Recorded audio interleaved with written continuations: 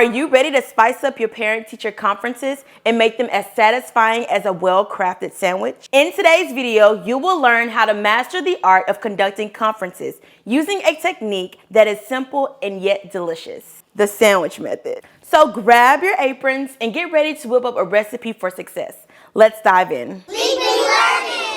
Parent-teacher conferences serve as a pivotal moment in a child's educational journey, facilitating a vital partnership between educators and parents. These meetings provide an opportunity for both parties to come together to discuss the child's challenges, goals, and progress in a collaborative manner. By fostering open communication and a mutual understanding, parent-teacher conferences create a supportive environment where both parties can work hand in hand to address the unique needs of each child.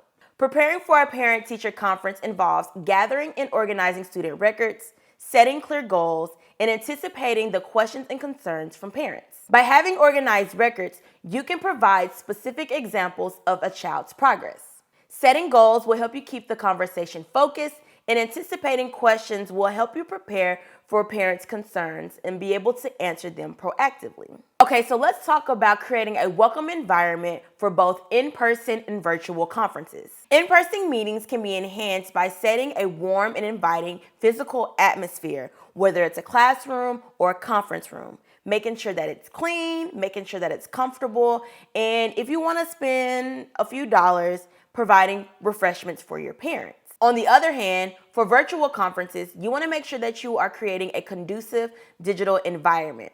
Make sure that you're in a quiet space, that your space is well lit, and that you are familiar with the technology that you will be using during that conference. Make sure that you use features like screen sharing and different tools that will help them engage interactively during your conference. By prioritizing these aspects, you can cultivate an environment that fosters open communication, builds trust, and encourages productive dialogue. All right, this is probably what you came for and most curious about. Let's talk about the sandwich method. As you start your parent-teacher conferences, always kick off with a positive note. Sharing something that you've observed about their child that is commendable. It could be creative artwork, improved social skills, or even their enthusiasm for learning. This will set the tone for collaborative and supportive communication. Now let's dive into the meat of the conversation, constructive feedback. Be specific, honest, and solution-oriented. Address any concerns and areas of improvement, but always provide practical solutions that will help the student overcome these challenges. This helps parents understand how they could support their child's development.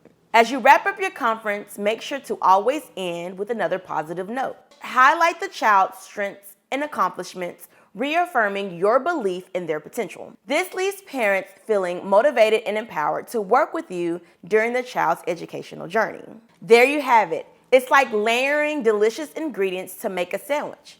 A positive note, constructive feedback, and ending on another positive note. Imagine you have a student struggling with math. You can start out with mentioning about the effort they're putting in to their work. Then you will discuss the areas they need to improve, and then you could end on how they are enthusiastic about math, and no matter what, they keep trying. By sandwiching the tough things between layers of encouragement, you are not only giving feedback, but you're giving them a recipe for success for both the parents and students to sink their teeth into. Now that's how you master the sandwich method. In effectively communicating with families from diverse backgrounds, it is imperative to prioritize cultural sensitivity, language barriers, and inclusive practices during your conferences. Cultural competence entails understanding and respecting their norms and values. Address language barriers through someone who can translate for you. Lastly, embracing inclusive practices guarantees that parent-teacher conferences are welcoming and meaningful for every parent, regardless of their cultural or linguistic background. As we wrap up, remember that parent-teacher conferences are not just meetings, but they're opportunities to build strong partnerships with parents in the benefit of the child. If you found this video helpful, please give it a thumbs up and share with a fellow educator.